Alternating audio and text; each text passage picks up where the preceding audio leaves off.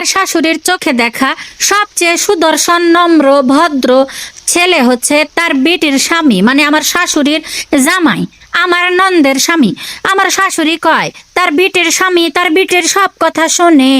বিটির যদি পাও ধুয়ে দেওয়ার দরকার পড়ে তাও দেয়। বিটি যদি অসুখে পড়ে থাকে তাহলে বাড়ির সব কাজ শুনে করে। তার মায়ের মুখে মুখে তর্ক করে। আমার ননদের স্বামী আমার শাশুড়িরে আম্মা আম্মা করে ডাকে। আমার শাশুড়ির বেটির জামাই শাশুড়ির বেটির কথা ছাড়া এক ধাপও বাড়ির বাইরে যায় না। আর আমার শাশুড়ির চোখে দেখা সবচেয়ে বদমাইশ বজ্জাত নচ্ছার ছাওয়াল হয়েছে আমার স্বামী, তার বেটা কখনোই আমার শাশুড়ির কথা শোনে না।